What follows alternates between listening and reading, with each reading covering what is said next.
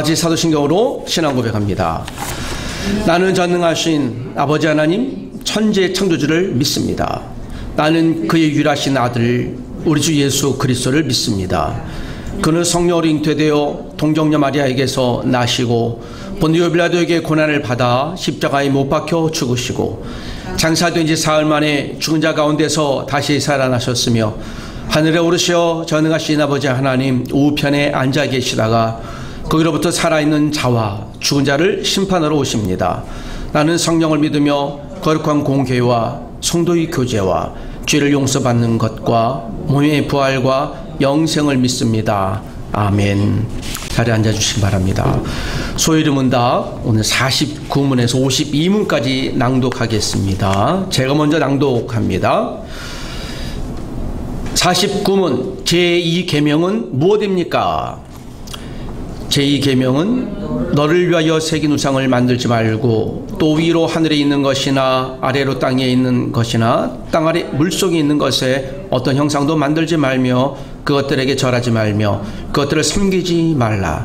나는 내 하나님 여호와는 질투하는 하나님인즉 나를 미워하는 자의 죄를 갚되 아버지로부터 아들에게로 3, 4대까지 이르게 하거니와 나를 사랑하며 내 계명을 지키는 자에게는 천대까지 은혜를 베푸느니라 입니다.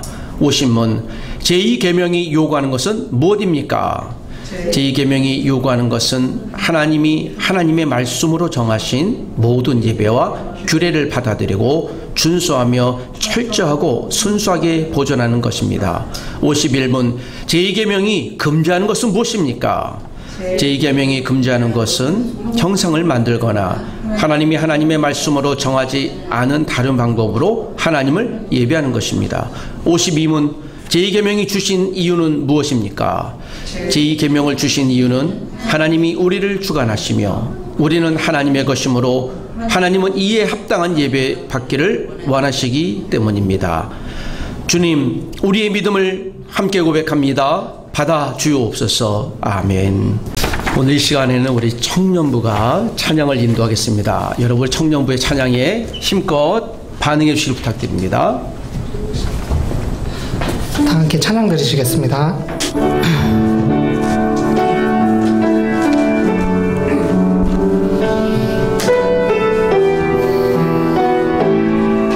아침 안개 눈 앞가리듯 아침 안개 눈 앞가리듯 나의 약한 믿음을 심사일 때 부드럽게 다가온 주의 음성 아무것도 염려하지 마라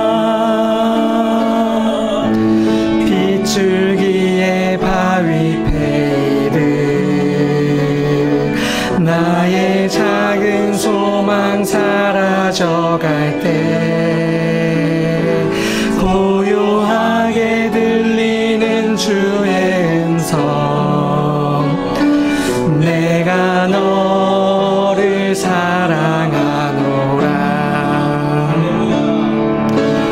외로움과 방황 속에서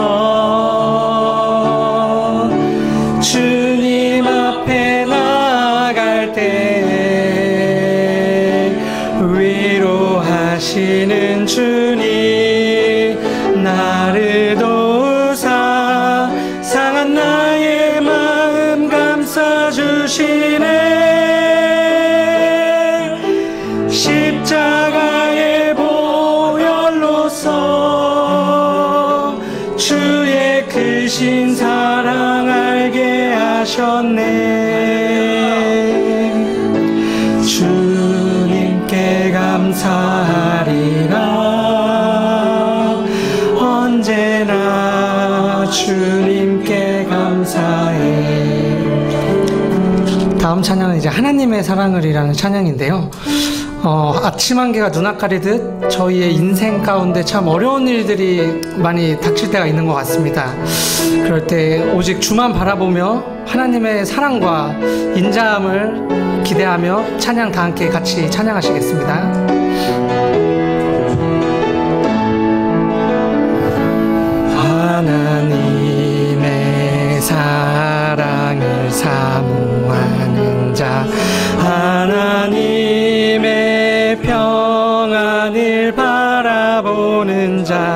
너의 모든 것 창조하신 우리 주님이 너를 얼마나 사랑하시는지 하나님께 찬양과 경배. 하나님의 선하심을 닮아가는 자, 너의 모든 것 창조하신 우리 주님이 너를 자녀 삼으셨네. 하나님 사랑의 눈으로 너를 어느 때나 바라보시고 하나님 인자한 귀로서 언제나 너에게 기울이시니 어두움에 밝은 빛을 비춰주시고 너의 작은 신음에도 응답하시니 너는 어느 곳에 있든지 주를 향하고 주만 바라볼지라. 하나님 사랑의 눈으로 너를 어느 때나 바라보시고 하나님 인자한 귀로서 언제나 너에게 기울이시니 어두움에 밝은 빛을 비춰주시고 너의 작은 신음에도 응답하시니 너는 어느 곳에 있든지 주를 향하고 주만 바라볼지라. 주만 바라볼지라.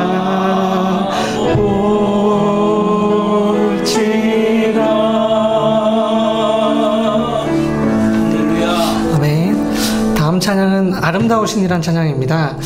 2000년 전에 예수님께서 저희의 죄를 위하여 십자가에 달려 죽으셨고 저희를 위하여 죽으셨다는 사실은 변하지 않는데 저희들은 참 삶과 눈앞에 있는 문제 때문에 주님에 대한 믿음이 흔들릴 때가 많은 것 같습니다.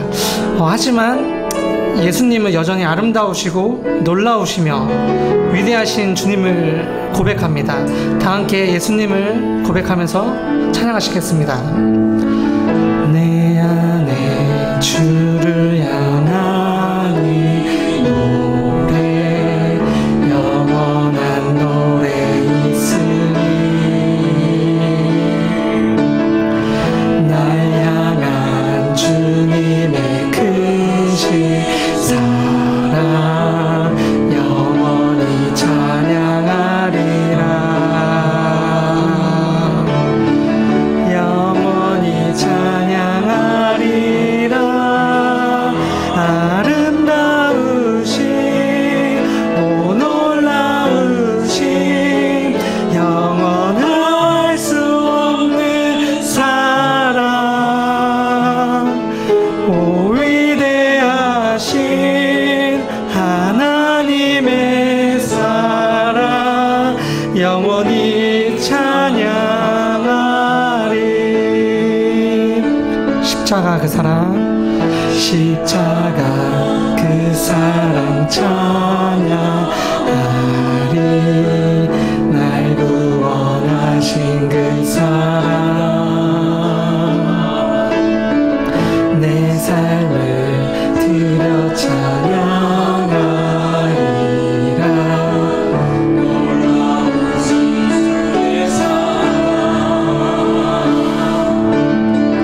영원히 찬양하리라. 아름다우신 오 놀라우신 영원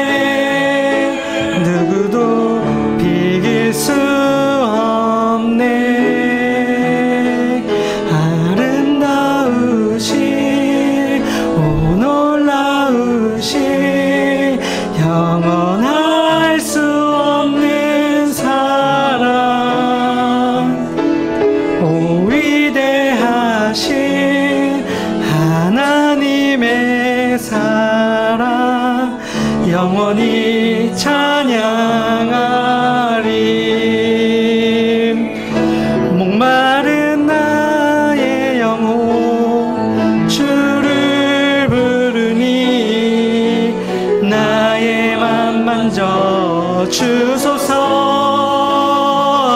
주님만을 원합니다. 더 원합니다. 나의 맘 만져 주소서. 주께 가까이 날 이끄소서. 간절히 주님만을 원합니다. 채워주소서. 주의 사랑을 진정한 찬양 드릴 수 있도록 목마른 나의 영혼 주를 부르니 나의 맘 만져 주소서. 주님만을 원합니다. 더 원합니다. 나의 맘 만져 주소서. 목마른 나의 영혼 주를 부르니 나의 맘 만져 주소서. 주님만을 원합니다. 더 원합니다. 나의 맘 만져 주소서.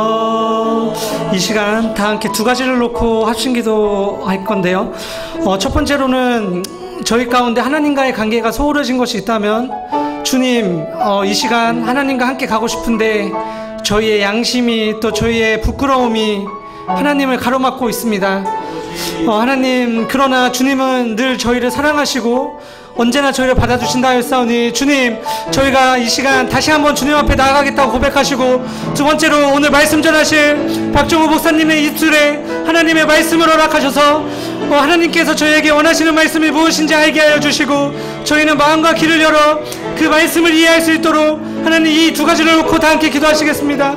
하나님, 저희는 연약하고 부족합니다. 하나님께 나아가고자 하나 때로는 육신의 연약함으로 나아가지 못하고, 때로는 저희의 마음이 하나님 앞에 나아가지 않고자 하여 하나님과의 관계가 소홀해질 때가 너무나도 많습니다. 그러나 이 시간 주님, 저희의 어리석음과 저희의 교만함과 저희의 자존심을 주님 앞에 내려놓습니다. 하나님, 저희는 연약하고 부족하오니 저희의 연약함과 저희의 교만함을 물리쳐 주시고, 주님 앞에 다시금 나아갈 때 주님 손길을 내밀어 주시고 안아주시고, 주님께서 저희를 사랑한다, 너를 사랑한다, 아들아 딸아 너를 사랑한다 고백하시면 저희가 알게 도와주시고, 오늘 말씀 전하실 목사님과 말씀 입술 가운데 하나님의 말씀을 부어주시고, 우리 목사님의 지와 지정의 가운데 모든 것이 성령 가운데 충만하여 하나님의 말씀만을 전하게 도와주시고, 하나님의 말씀을 가감없이 전하게 도와주시고, 때로는 듣는 회중에 불편할지라도 아버지 그 마음을 그 말씀을 전하게 하시고, 저희는 하나님 그 말씀을 예와 아멘으로 화답할 수 있도록 주의 은혜를 허락하시옵소서. 아버지 하나님 예배의 시작입니다. 주님, 이 모든 순서를 주님께 의탁드리오며 이 모든 기도 사랑과 은혜가 풍성하신 예수님의 이름으로 기도드렸습니다. 아멘. 반주 좀 계속해 주시고, 이 시간 다 같이 우리 자리에서 일어나서 주간 도고 합심 기도 제목을 함께 낭독하며 우리가 함께 기도했던 내용을 기억하며 기도하십시다. 다 같이 우리 합심에 낭독하며 기도합니다. 주여, 하나님을 더 알아가고 사랑하는 참빛도암 공동체가 되게 하소서. 주여, 우리 교회 청년부 공동체가 역동적인 복음을 배우고 믿음의 청년으로 살아갈 은혜를 주소서. 주여, 일본 정부가 이기적인 국수지 정책을 버리고 영혼을 섬기고 사랑하는 마음을 주소서. 주여, 한국의 위정자들이 무속신뢰와 이념의 우상에서 벗어나 하나님을 두려워하는 겸손의 영을 주소서. 예수님의 이름으로 기도합니다. 아멘. 잘 앉으시기 바랍니다. 고맙습니다. 네, 오늘 또 찬양을 함께 또 인도해 주신 우리 청년들에게 다시 한번 주의 이름으로 격려드립니다. 여러분 고맙습니다. 또 하나님의 은혜가 여러분의 인생에게 풍성해지기를 부탁드립니다. 청년들 들이 찬양을 인도하니까 제가 찬양하면서 더 큰 격려가 되는 것 같아요. 저도 주일 예배를 준비하는 자가 아니라 예배하는 자로 있어야 되겠다라는 다짐이 듭니다. 자주 부탁을 드리고 싶은데 우리 같이 청년들 응원해 주시길 부탁드립니다. 몇 가지 중요한 광고는 안내지를 참고해 주시되요. 지난주에 이어서 이번 주 제가 화수목 사모님과 더불어서 광운대학교 학생 예비군 2,500명 정도 되는데 저희가 아침에 간식 응원 전도가 있습니다. 주변에 이 고려대학이나 또 국민대, 경희대, 광운대, 또 건국대, 세종대 아마도 내년에 다음에는 이렇게 준비를 하려고 합니다. 우리가 단순히 학교에서 제가 소속해 있는 학교 또 우리 교회뿐만 아니라 주변에 복음이 필요한 청년들을 위해서 저는 우리 교회가 좀 여기에서 일조했으면 좋겠고요. 아침에 그 수제 건빵하고 카프리선을 하나 주는데 약 한 10,000개를 준비하려고 했는데 생각해보니까 제가 개인적인 능력은 너무 많아서요. 이동도 어렵고 다행히도 이번에 우리 광운대학교만 한 2,500개 정도 매일 실어 나르고 전해주고 하는데 참 기쁨이 든다라는 생각이 듭니다. 복음을 나누는 기쁨에 우리 또 언젠가 우리가 다 같이 한번 참여해봤으면 좋겠고 기대하기는 우리 청년들이 함께 참여해도 좋지 않을까라는 기대를 갖습니다. 기도 여러분께 부탁드린다는 말씀드리고 이른 아침 우리 기도회는요 개별적으로 이번 주까지 해주시기를 부탁드립니다. 여러분 같이 서로 한번 응원하십시다. 자, 당신의 소중하고 풍성한 인생을 응원합니다. 시작. 당신의 소중하고 풍성한 인생을 응원합니다. 할렐루야. 예, 여러분의 소중하고 풍성한 예수님과 함께 살아가는 소풍 인생을 응원합니다. 힘내십시다. 할렐루야. 하나님의 말씀 같이 보도록 하겠습니다. 시편 3편 1절에서 3절입니다. 제가 먼저 읽기를 시작합니다. 1절. 여호와여 나의 대적이 어찌 그리 많은지요. 일어나 나를 치는 자가 많으니이다. 많은 사람이 나를 대적하여 말하기를 그는 하나님께 구원을 받지 못한다 하나이다. 여호와여 주는 나의 방패시요 나의 영광이시요 나의 머리를 드시는 자이시니이다. 내가 나의 목소리로 여호와께 부르짖으니 그의 성산에서 응답하시는도다. 내가 누워 자고 깨었으니 여호와께서 나를 붙드심이로다. 천만인이 나를 애워싼 친다 해도 나는 두려워하지 아니하리이다. 여호와여 일어나소서. 나의 하나님이여 나를 구원하소서. 주께서 나의 모든 원수의 뺨을 치시며 악인의 이를 꺾으셨나이다. 구원은 여호와께 있사오니 주의 복을 주의 백성에게 내리소서. 아멘. 인간이 가장 정직할 때는 모든 문제 앞에서 시련의 자리에 있을 때입니다.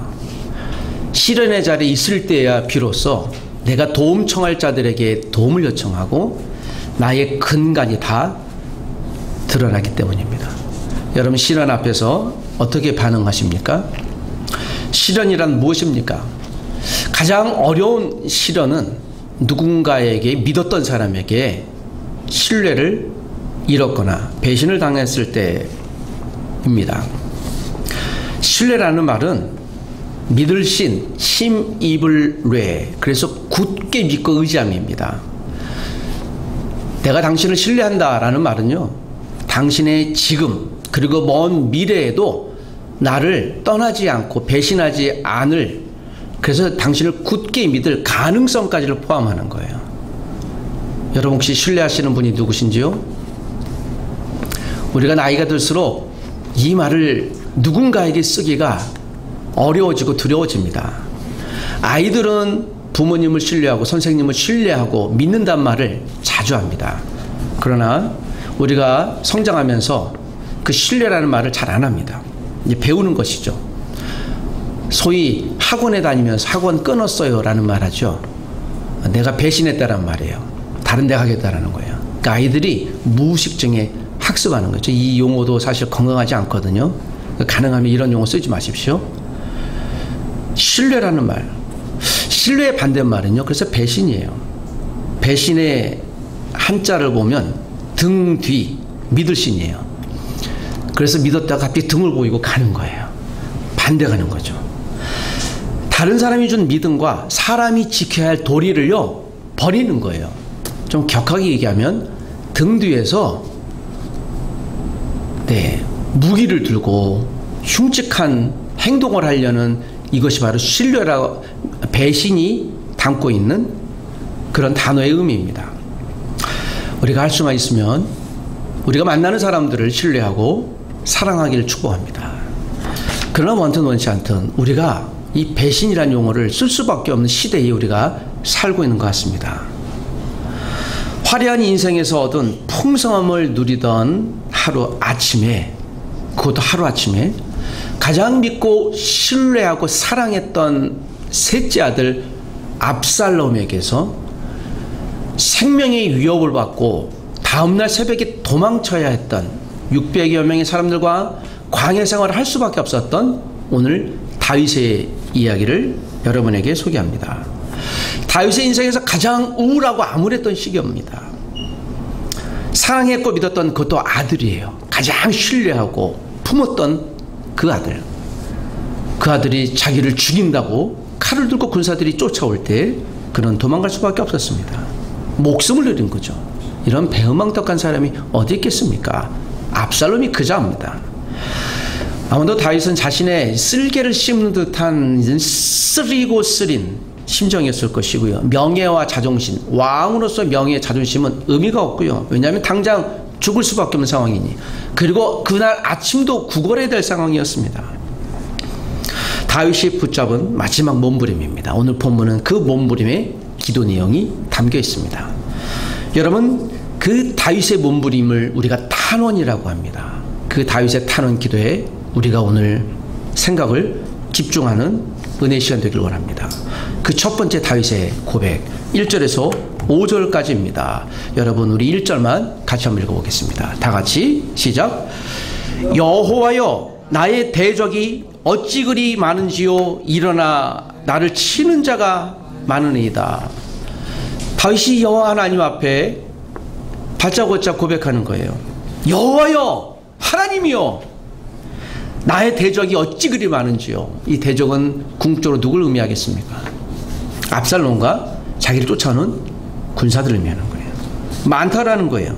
나를 치는 자가 어찌 그리 많은가. 오늘 이 본문은 사무엘하 15장을 배경으로 합니다. 사무엘하 15장은 어떤 내용이 나는가 하면 오늘 시편 3편의 근간이 되기 때문에요. 다윗이 자신을 배반하고 떠났던 압살롬을 용서해줘요. 배반했던 이유는 자기 형 암논을 압살롬이 살해했거든요. 그러니까 그런 살인자예요. 왜냐하면 그 암논이 압살롬 자신의 누이를 겁탈했어요. 그래서 이 압살롬이 언젠간 암논을 내가 혼낼 거야 하다 떼를 잡고 그를 살해해버렸습니다. 그러니까 분노가 있었던 거죠. 여기서 그 압살롬의 성품으로 갈 수 있는 거예요. 그가 분노의 깊은 물에 잠겨있는 사람, 그의 성품이 2년 동안 이 한 가지 기회를 보고요. 그리고 드디어 그 형 암논을 죽였어요. 배가 다른 형제이긴 합니다. 그리고 도망갔습니다. 2년 동안. 그리고 2년 동안 도망갔던 그를 신하들의 간추에 의해 다시 일정한 곳에 용서하고 허락해 주고 있습니다. 여기서 다윗의 실수가 있었던 거예요. 자기 아들을 죽여 형을 죽였던 압살롬이 다윗에게 용서를 구한 적이 없어요. 용서를 구하지 않고 그냥 둔 거예요. 자식 교육에 실패한 거예요. 여기가 첫 출발점입니다. 그런데 여기서 보면 다윗이 오늘 사무엘하 11장에 어떤 스토리가 나는가 하면 그 유명한 다윗과 밧세바 스캔들이 나와요. 다윗의 왕으로서의 정점에 있을 때 점점점 그의 치부가 들어가는 거예요. 백성에게도 리더십을 잃었던 것이죠. 그리고 사무엘하 15장 12절 보면 압살롬에게로 돌아오는 백성이 많아졌다라는 표현을 하면서 백성들이 다윗의 리더십에 저항하고 따르지 않는다라는 말을 비유적으로 하고 있습니다. 그리고 13절에는 이스라엘의 인심이 다 다윗을 떠났다라고 얘기를 해요. 이게 다윗의 통치력에 문제가 생긴 거죠. 어떤 문제일까요? 당시의 민심이 그랬습니다. 이스라엘이 정치적 상황이 급박도로 다윗에게 떠났어요. 그랬더니 여러분 압살롬은요 말을 잘했어요. 그리고 키도 멋있었습니다. 머리도요 굉장히 펑크 머리죠. 지금으로 보면. 그 당시에는 아이돌의 특징이 펑크 머리였거든요. 예. 그래서 사람들이 그 앞에 가는데 또 왕자잖아요. 재판도 잘해요. 목소리도 지금 저처럼 멋있어요. 아주 good voice. 그리고 사람들의 마음을 읽어요. 여러분 악당도 사람의 마음을 읽습니다. 이 오늘 사무엘하고 보여준 우리의 메시지예요. 그랬더니 사람들이 전부 다 그 얘기 갑니다. 밧세바 스캔들은 더 이상 다윗을 리더십으로 보기에 어려운 지경이 이르렀는데요. 자, 이처럼. 그리고 사무엘하 15장 14절에 다윗이 그의 모든 신하에게 이르되 일어나 도망하자. 그렇지 아니하면 우리 중 한 사람도 압살롬에게서 피하지 못하리라 라는 말로 하면서 오늘 본문의 내용이 기록된 배경이 사무엘하 15장에 우리에게 말씀합니다. 급한 거예요. 여러분 쿠데타가 일어난 겁니다. 누구에게서요? 아들에게서. 어떤 일이 벌어졌겠습니까? 기억하십시오. 사랑했던 아들이에요. 사랑. 그리고 신뢰했던 아들이에요. 언젠간 압살롬이 네 왕위를 이을 것이다. 솔로몬보다 더 신뢰했어요. 솔로몬은 압살롬이 죽고 나자 등단했던 2인자였어요.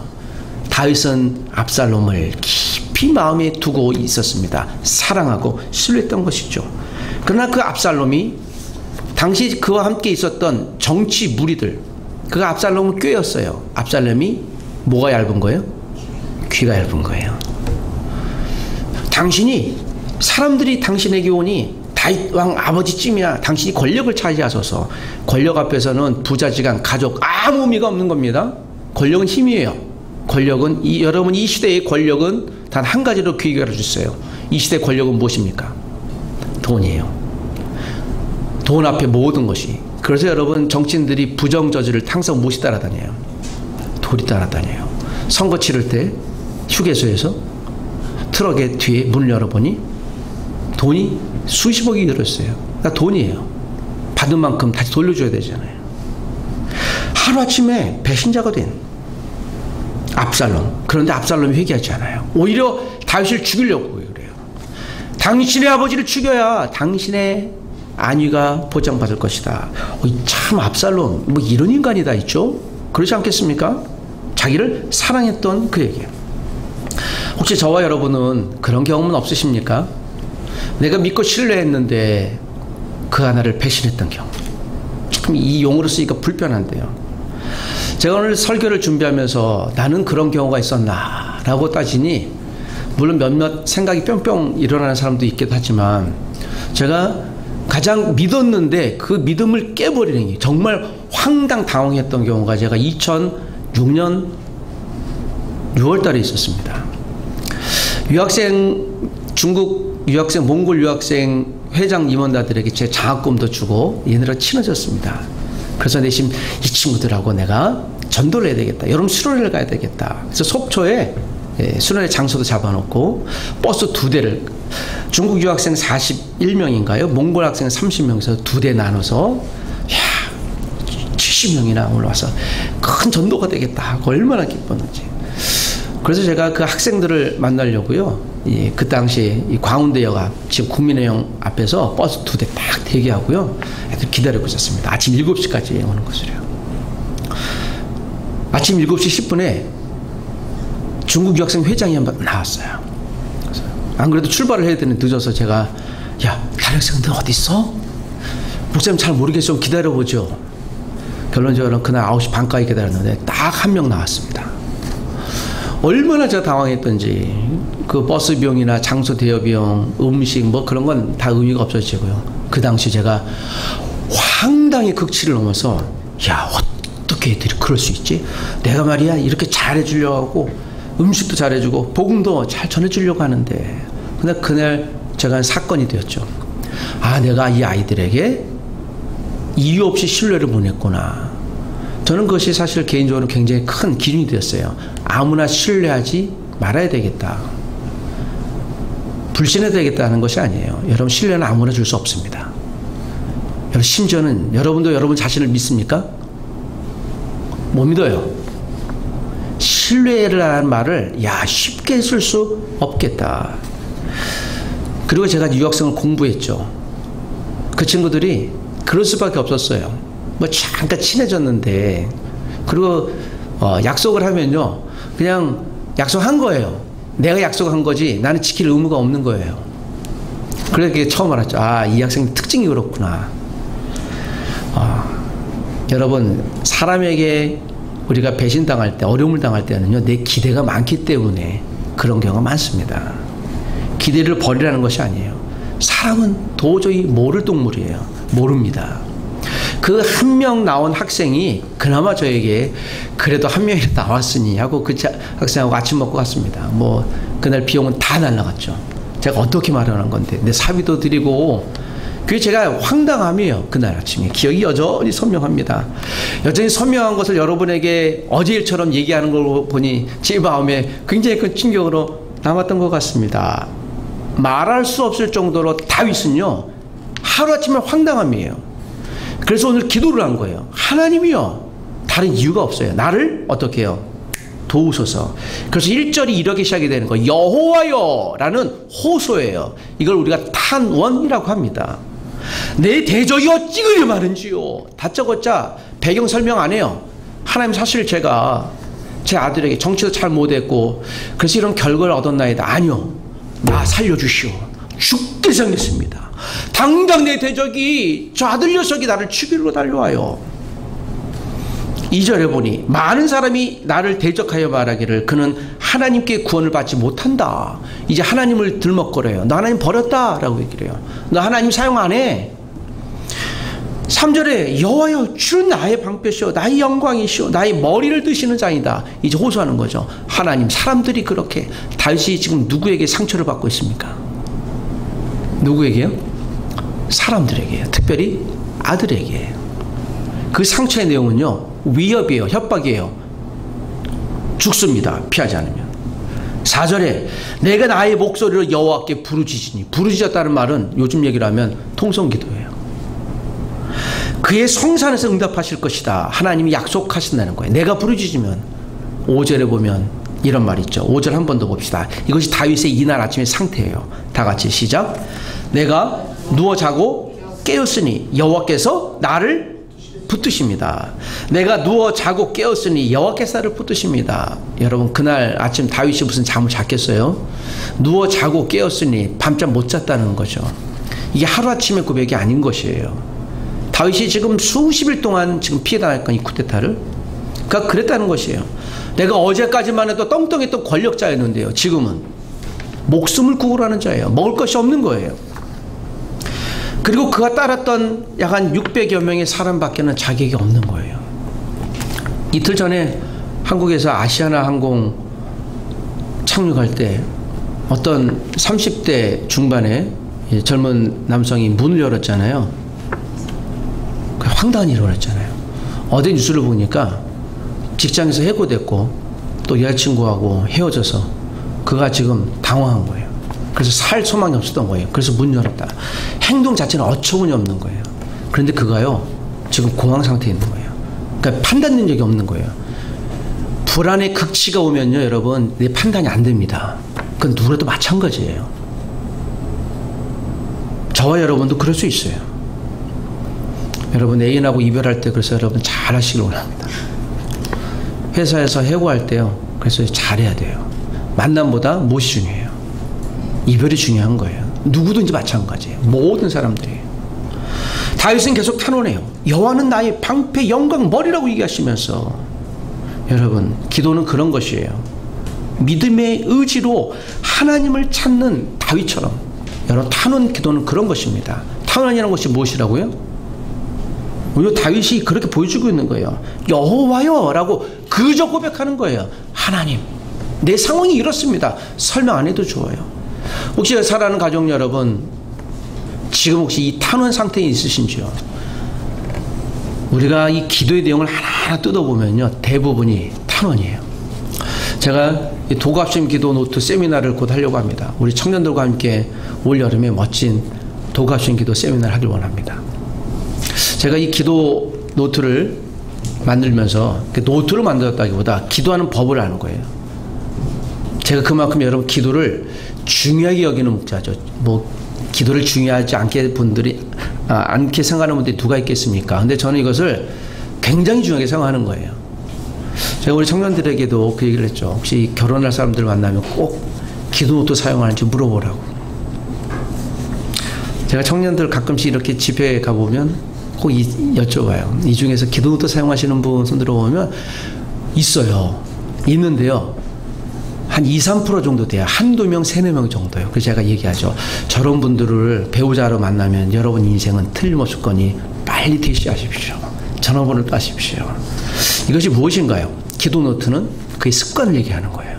가장 어려웠을 때 자기의 기도를 글로 표현할 수 있는 사람은 위대한 사람이에요. 다윗이 그걸 글로 표현했거든요. 그래서 함께 쓰임받는 거예요. 기도 노트를 사용하십시오. 하나님 여러분을 사용하실 겁니다. 여호와 하나님께 간구하는 것이죠. 탄원은 그런 것입니다. 이유가 없어요. 고백하고 외치는 겁니다. 하나님이여 나를 도우소서. 다윗처럼 여러분 우리가 탄원 기도에 인색하지 않기를 원합니다. 탄원의 자리에 나아가십시다.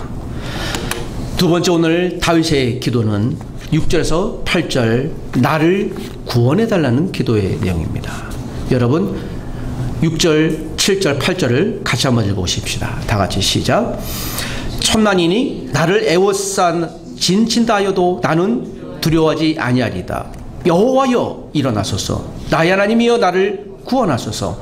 주께서 나의 모든 원수의 뺨을 치시며 악인의 이를 꺾으셨나이다. 구원은 여호와께 있사오니 주의 복을 주의 백성에게 내리소서. 천만인이 나를 애워싸 진친다 하여도, 진친다 즉 내가 지금 고립된 거예요. 가운데 사람들이 나를 죽이려고 하는 거예요. 그런데 내가 두려워하지 않겠다. 담담이죠. 생각해 보십시오. 지금 사람들이 나를 애워싸서 나는 죽을 수밖에 없는 상황이에요. 이 당시는 타협이 아니라 다윗 생명의 위협을 느끼던 때였거든요. 절대절명이에요. 그러니까 다음 기회가 없었을 때예요. 여러분 기도는 다음 기회에 하나님 이것이 안 되면 다음에 잘해보죠. 그것이 아니에요. 이 순간 나에게 이 기도가 응답되지 않는다면 난 죽을 수밖에 없는데, 왜냐하면 실제 죽을 수밖에 없거든요. 기도는 그런 것이에요. 여러분 기도는 여유 있게 시간 나서 내는 게 아니에요. 시간을 내서 이 의지를 갖고 무릎을 꿇고 여호와 하나님께 매 달리는 것이에요. 그래서 시간을 내는 거예요. 우리 매일 아침에 큐티 하잖아요. 성경 읽죠. 의지를 갖고 하는 거예요. 읽는 거예요.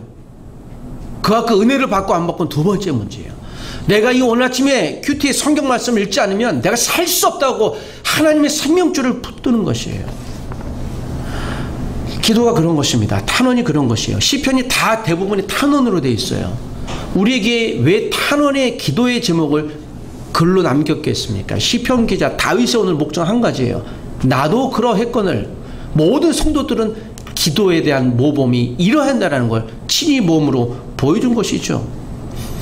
7절에 모든 원수의 뺨을 치시며 이를 꺾으셨더라. 뺨을 친다라는 것은 수치를 주고 모욕을 주는 대명사거든요. 내가 지금은 오히려 모욕당했지만 하나님이 역전시킬 것을 믿습니다. 절대 절명의 기도입니다. 인간이 근본적으로 모든 탄원 기도예요. 그러니까 위급할 때, 우리가 어려움을 당할 때 기도할 사람들이 이게 기도 요청하는 거죠. 제가 지난주에 너무 두통이 심해서 복용하고 있는 약이 문제가 생겼던 것이 확실해요.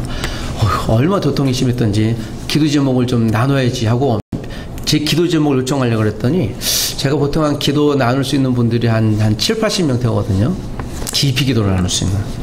근데 갑자기 명단이 생각나지 않아요. 제 기도 제목을 요청하는 게 제가 제 기억에 거의 없었던 것 같아요. 그러니까 익숙지 않은 거죠. 그래서 네 분에게 보냈어요. 좀 기도 좀 부탁드립니다. 그랬더니 이분들이 갑자기 내가 기도 제목을 요청하지 않으신 분들에게 저한테 와요. 목사님 괜찮으세요? 기도하겠습니다. 보니까 이분이 이제 타고 같이 이제 기도 제목을 부탁드리는 다른 분들한테. 제가 그분의 태도를 보면서요. 참 감동한 한 가지예요. 그분이 기도할 줄 아는 거예요. 합심기도의 능력을 이분이 알아요. 그 집사님이.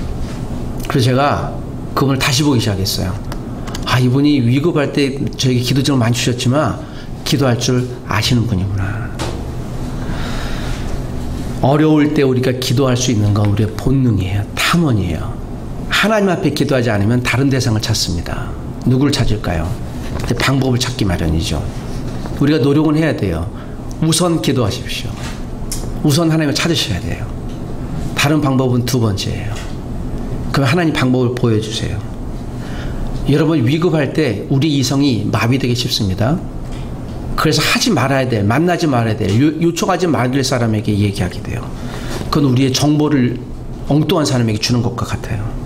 인간이 근본적으로 그렇습니다. 우리가 태어날 때부터 죄에 물들어 있기 때문에 우리 본능적으로 이기적이에요. 나쁜 것은 아닙니다. 그런데 나에게만 이기적이면 다른 사람을 도우려고 하는 행동 자체에 대해서 하지 않으려고 그래요. 이게 본능입니다. 여러분, 달콤한 음식이 우리의 본능이 입에 수용이 돼요. 심지어는 맛있게 점심을 먹어도 아이스크림 먹는다 그러면 또 먹으려고 그래요. 이게 달콤한 것에 대해. 근데 쓴 거 내뱉어요. 하지 않으려고 그래요. 본능입니다. 우리 본능이 우리가 스스로 조절할 수 없어요. 여러분, 성취욕, 권력욕. 오래전에 제가 미국에 잠시 공부하러 갈 때 같이 비행기 옆에 탔던 룸메이트였던 분하고 같이 대화를 하는데요. 이분이 재산이 굉장히 많았던 것 같아요. 저한테 그래요. 목사님, 제 재산이 얼마게요? 그래서 돈은 많으신가 보다. 그래서 잘 모르겠는데요. 한 200억 정도 안 됩니다. 네. 현금으로 그래요. 그래서 그러신가 보다 하고 이제. 근데 이분이 그런 얘기를 해요. 그제 비즈니스 탔거든요. 저는 여태까지 60평생 한 번도 저는 비즈니스석 이외에 타본 적이 없어요. 제가 회사 한 달 정리하는데요. 이 10원짜리 하나 모자라면 이제 밤잠을 못 잡니다. 네, 그분이 자신의 수를 얘기하면서요. 돈이 많고 적음이 아니라 그 얘기를 했던 이유를 알았어요. 그분이 이제 자랑하려는 게 아니라 자신의 어떤 기도 제목 부탁하면서 그 얘기를 했던 거예요. 제가 굉장히 존경하기 시작했습니다. 아, 그럴 수 있구나. 이게 보면 허름새가요, 허름해요. 옷도. 전혀 현금으로 그 당시 200억 정도를. 와. 그런데요, 그분이 교회에서 교회 어려운 일은 다 하고요. 예. 교회 예배당 지을 때도 그 얘기를 하시더라고요. 그러니까 자기를 위해서 쓰지 않는 건 아닌데요. 그런데 그 10원, 20원이 나에게는 굉장히, 이거 제 태도입니다. 여러분, 우리 기도를 작은 기도라도 사소하게 여기지 않는 거예요. 하나님이 그런 사람 사용하시는 거예요. 제가 기도도 강조하는 이유가 있죠. 기도하지 않은 사람은 살아있으나 허수아비와 같을 수 있습니다. 이 말을 우리가 심각히 들어야 돼요. 목회자가 기도하지 않으면 그는 목사가 아닐 확률이 많아요. 교회를 1년, 2년, 10년 다니는데도 기도하지 않으면 죄송한데 그분은 성도가 아닐 확률이 많습니다. 종교인일 수는 있어요. 우리는 하나님의 사람이 되시길 원합니다. 다윗이 가장 위급했고 그 인생에서 실수했지만 권력을 잘못 사용해 그가 자식에게도 버림받은 사람이었으나 하나님 앞에 기도할 줄 알았기에 그는 재기의 기회를 얻을 수 있었던 것이에요. 다윗은 그런 사람이었습니다. 우리의 본능은 여전히 편하려고 편안함을 추구합니다. 우리 본능 자체가 죄로 물들었기 때문에. 그래서 기울어진 운동장이에요. 우리 태어날 때부터. 여러분, 죄는 학습에서 짓지 않습니다. 그러니까 죄라고 하는 자체가 그래요. 그 실험으로 증명이 됐어요. 아이들 거짓말 하는데요. 배운 적이 없어요. 그런데 안 했다고 해요. 첫 번째. 여러분, 부모님이 우리 자녀들에게 야, 거짓말하는 것은 이런 것이야 라고 애들을 학습해 본 적 있으세요? 그렇지 않아요. 그게 우리가 본능이에요. 숨기려고 하는 거예요. 선한 것을 추구하는 본능도 있지만 악한 것을 추구하려는 본능도, 이 두 곡이 막 싸워요. 그래서 바울은 로마서에 이 얘기를 했죠. 내 마음에 두 마음이 싸우는데 괴롭다. 성령의 마음도 있지만 죄의 마음도 있다 라고 하는 거예요. 의를 가지고 선한 것을 추구해야 되지만 그러나 여러분, 우리의 의는 무엇이겠습니까? 아니요. 타는 기도는 그런 것이에요. 기도예요. 시편 51편 10절에 하나님이여 내 안에 정한 영을 창조하시고 정직한 마음을 주옵소서. 다윗이 이렇게 고백했어요. 위급한 상황에서 우리가 어디를 전화하나요? 119 하죠. 왜 하시나요? 제가 2008, 9년에 119 걸어서 응급실에 가야 되는데 강남 삼성병원에 갔는데 노원구에서요. 제가 빨리 저쪽으로 가셔야 했더니 안 간대요. 왜냐니까 그 자기 구에서만 하기 때문에. 그래서 저 급한데 가야 되는데 근데 이분이 알았다고 가는데요. 시속 60km로 천천히 가는 거예요. 제가 그 운전하는 이 소방서를 갖고 넉살 잡고 싸울 뻔했어요. 지금 100km 가도 모자랄 판인데 왜 이렇게 가냐고. 사고 나면 어떡하냐고. 이거 무슨 차예요? 그랬더니 제가 아주 불편했던 기억이 있습니다. 119는요 사람 살리는 곳이에요. 사고 날 걸 예상하고도 가는 거예요. 100km, 120km 가는 거예요. 여러분, 우리가 때로는 늘 119 같은 상황은 없겠지만 그때 119에 전화할 줄 알아야 돼요. 이 국가가 그래서 우리에게 보장하는 거예요. 119가 무엇입니까? 여러분, 다윗의 하나님은 우리의 하나님인 줄 믿습니다.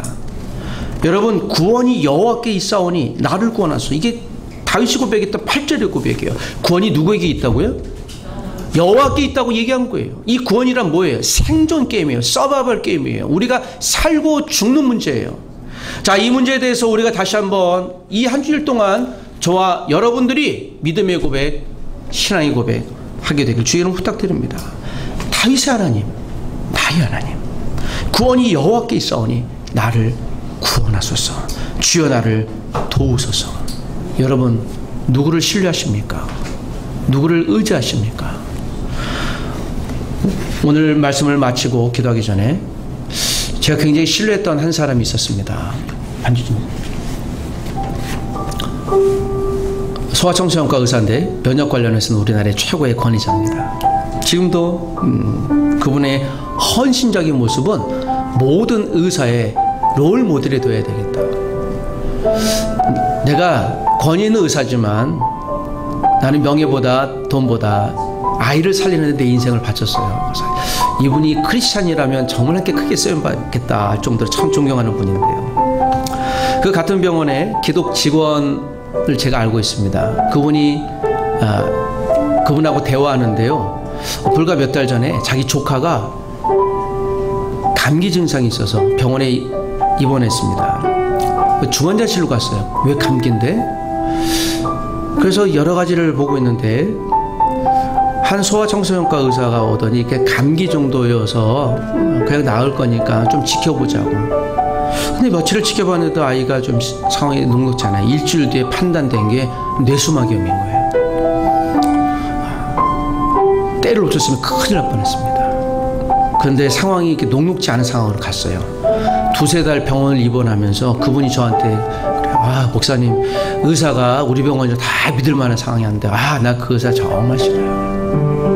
아니 누군데 그래요? 그분이 바로 제가 처음 얘기했던 그분이었어요.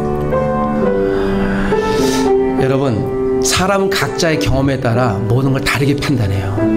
나는 저 사람 믿는다고 얘기했죠. 신뢰한다고 얘기했지만 누군가에겐 가장 아픈 상처를 준 사람이 될 수 있는 거예요. 동일한 현상을 놓고도 전혀 다른 평가를 해요. 여러분, 사람에 대해서는 신뢰를 보내는 법이 아닙니다. 사람은 사랑의 대상이에요. 때로는 의지할 수 있겠지만 신뢰하지 마십시오. 사람은 사랑의 대상이에요. 여러분, 저를 신뢰하지 마세요. 제게 준 역할을 감당할 뿐이에요. 저는 여러분을 신뢰하지 않습니다. 그저 하나님이 보내준 성도로서 사랑할 뿐이에요. 우린 그런 존재예요. 그래야 돼요. 신뢰할 분은 오직 하나님뿐이에요. 부모님은 신뢰하지 마십시오. 사랑하십시오. 자녀를 신뢰하지 마십시오. 사랑하십시오. 우리가 신뢰할 분은 나를 위해 십자가에 달려 모든 죄를 갖고 돌아가신 부활하신 예수 그리스도, 우리를 창조하신 하나님, 나와 지금도 함께 하시는 성령님 뿐입니다. 하나님 앞에 탄원한 기도하기를 주저하지 마십시오. 기도를 부디 배우십시오. 의지를 들여 매일 아침 하나님의 말씀을 읽으며 기도하십시오. 자녀들의 머리에 손을 얹고 기도하십시오. 부모님에게 기도하려고 요청하십시오. 목회자에게 나에게 하나님의 말씀을 가르쳐달라고, 나를 위해 기도해달라고 요구하시고 요청하십시오. 전 여러분에게 요구하고 요청하겠습니다. 여러분, 저를 위해 기도해 주십시오. 그러하셔야 합니다.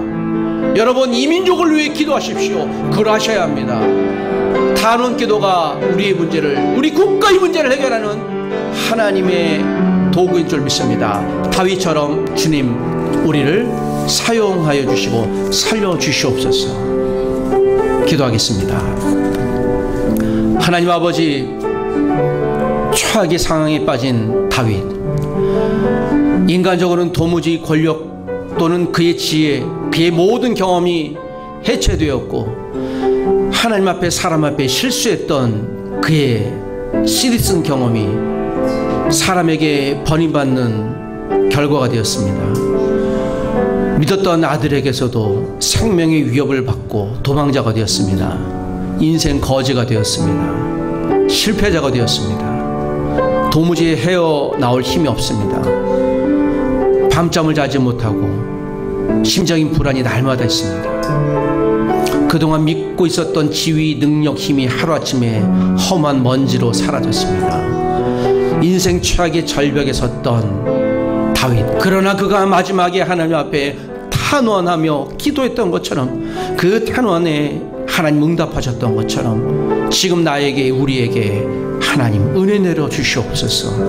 내가 풀지 못할 이 문제를 여호와 하나님께 의탁하오니 풀어 주시옵소서. 우리 젊은 세대의 우리 교회와 이 민족의 청년들이 하나님이여, 인생의 취업과 결혼과 또 인생의 비전이 험하게 무너져 버리는 시대라고 일컬어지는 이 시대 앞에 몸부림치고 있사오니 은혜 내려 주시옵소서. 그들을 사용하여 주시옵소서. 이 땅의 교회가 하나님의 능력을 잃어버리고 순수함을 잃어버려 무너져가고 있을 때 하나님 폭망하게 해주신 것도 감사하지만 다시 일어날 수 있는, 재기할 수 있는 순수한 능력과 힘을 의지하게 도와주옵소서. 이 민족의 교회가 권력과 돈을 의지하지 않게 도와주시고 여호와 하나님 앞에 순수하게 말씀만 의지하게 도와주시고 목회자들이 그러한 순수함을 회복하게 도와주시고 우리 성도들이 그러한 순수함을 허락하게 회복할 수 있도록 도와주옵소서.